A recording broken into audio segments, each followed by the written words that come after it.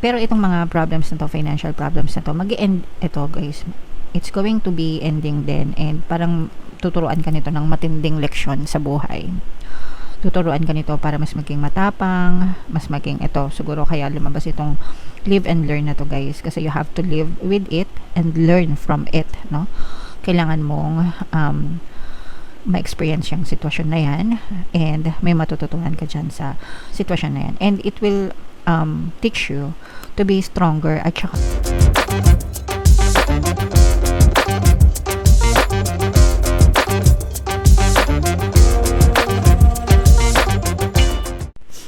hello guys, hello Libra, welcome back to Pinay Pixie Tarot.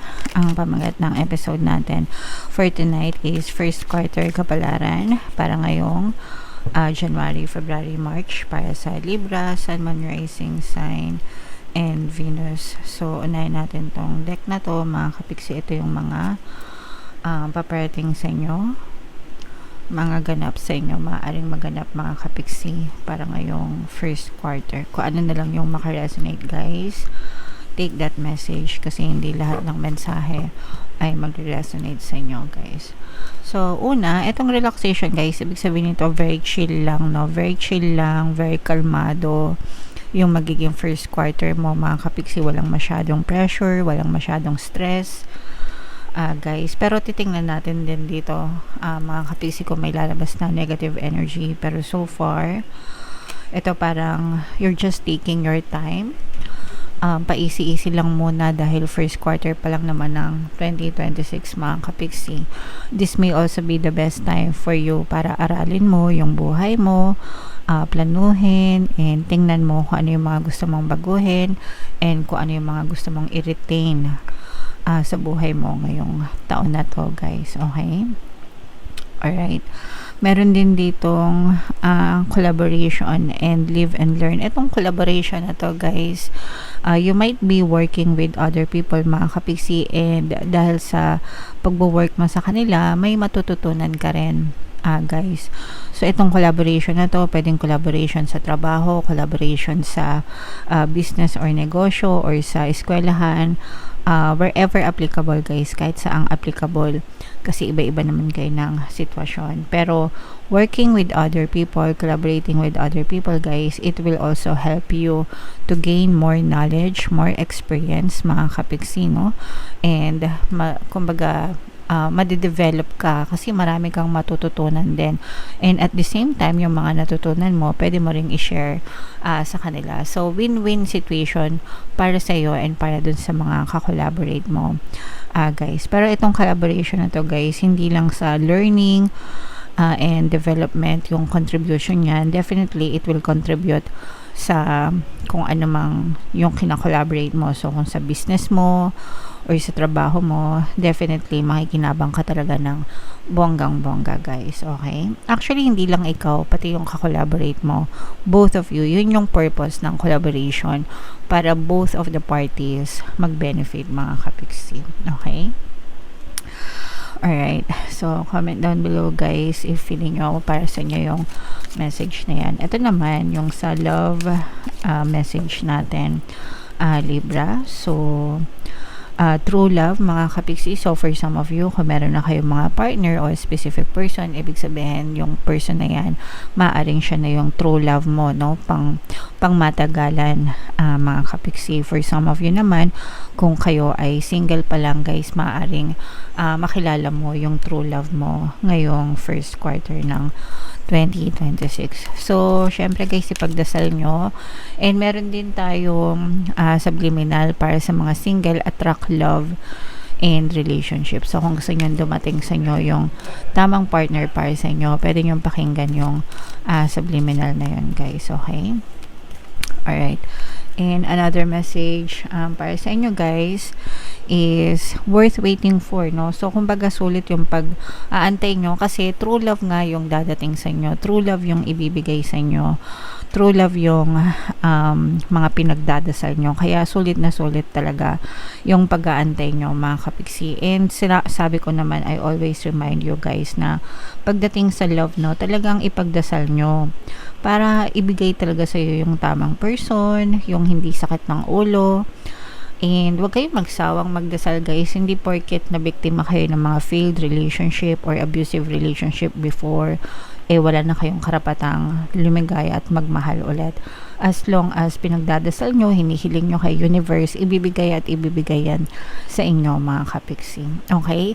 And kapag binigay na guys, syempre mas lalong kailangan yung ipagdasal para talagang ma-maintain nyo yung pagkakaroon ng peaceful and harmonious na relationship, Libra. Okay? Alright.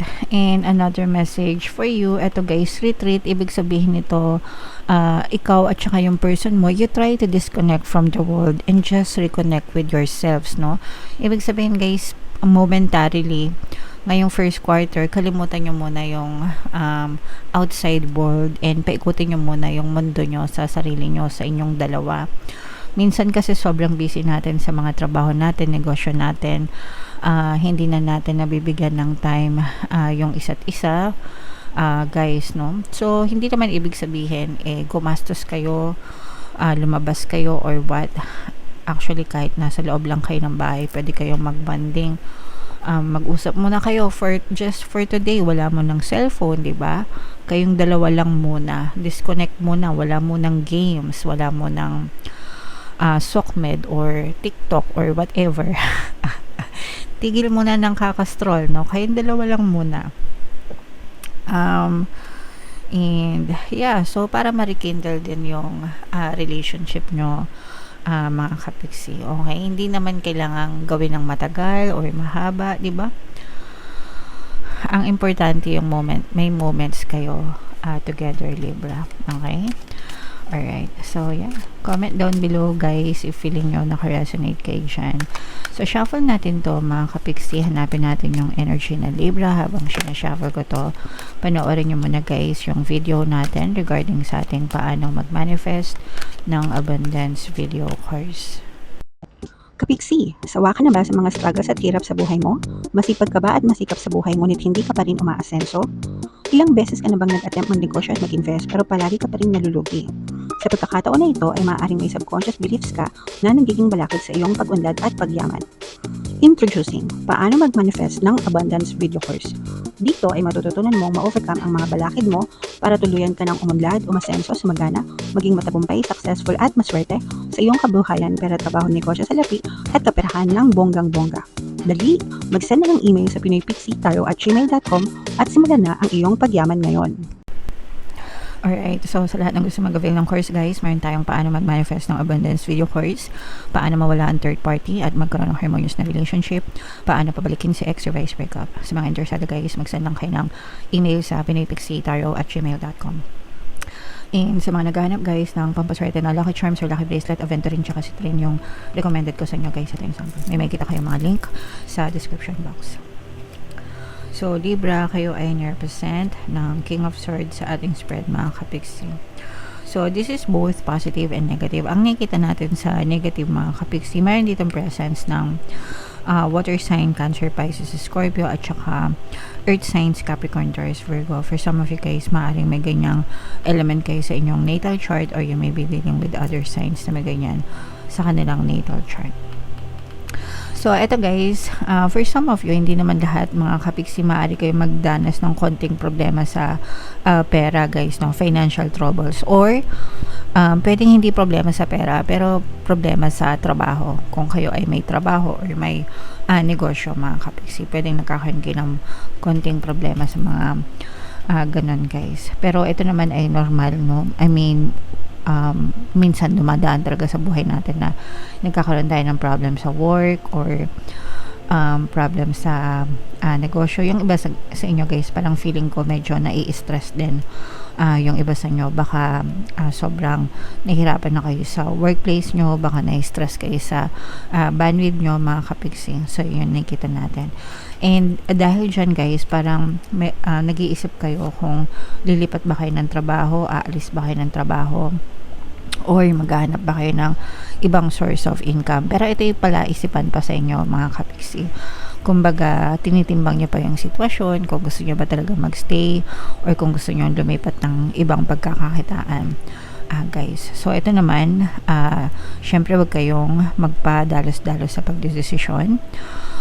Kapag ka ready na kayo, minsan mahirap magdesisyon guys kapag kayong bulusok ng damdamin ba, no?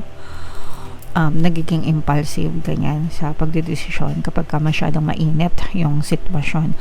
So I suggest na palamigin nyo muna yung mga sitwasyon na pinagdadaanan nyo, and kapag decidido na kayo na ayaw nyo na talaga, edi tsaka kayo mag-isip mga kapiksi or mag-decide, okay? But definitely guys, yan yung mga nakikita natin for some of you. Pero itong mga problems na to, financial problems na to, mag-end ito guys. It's going to be ending din, and parang tuturuan ka nito ng matinding leksyon sa buhay. Tuturuan ka nito para mas maging matapang, mas maging ito, siguro kaya lumabas itong live and learn na to guys. Kasi you have to live with it and learn from it, no?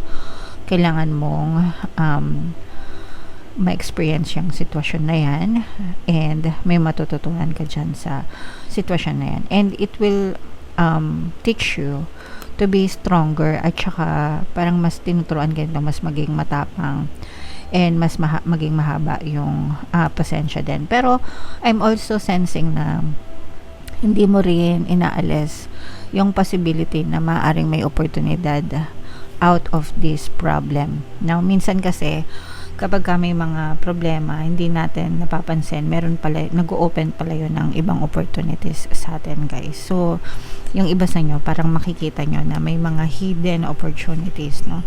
May mga nakatagong oportunidad dun sa mga problema na maaari nyong ma-experience guys, okay? Alright, so yeah, just be ready, and maging kalmado lang kayo mga kapiksi. Alright?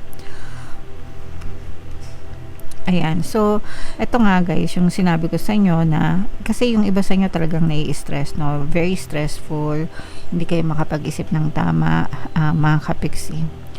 So eto guys, medyo problemang pera talaga ito, mga kapiksi, sa first quarter ng 2026. Medyo maaaring may ma-experience kayo. Ibangga nyo din dun sa annual reading nyo guys for 2026, no? O kaya yung first half kapalaran, kasi baka lumalabas din tong energy na to guys. Pero nararamdaman natin na medyo may stress kayo ng konti sa pera, or medyo may stress kayo ng konti sa trabaho nyo guys. So ipon-ipon, kailangan nyo mag-ipon mga kapiksi. Actually yung iba sa inyo guys, parang nararamdaman ko na nag-iipon kayo para if in case na lumipat kayo ng trabaho or mag-iba kayo ng option ng pagkakakitaan, meron kayong emergency funds or mga backup plans guys, okay? Sa relationship naman guys, this is very harmonious, no? Ibig sabihin hindi ka nag-iisa. You will have people who will stick with you and who will stay with you guys. So may mga taong tutulong sa iyo hanggang sa malampasan mo, matapusan mo yung mga problema na yan. May matatakbuhan ka, hindi ka nag-isa, mararamdaman mo na may mga susuporta sa iyo hanggang sa maging okay ka na ulit, Libra. Okay, yun naman yung importante guys, yung maramdaman mo na may masasandalan ka. Alright? Okay.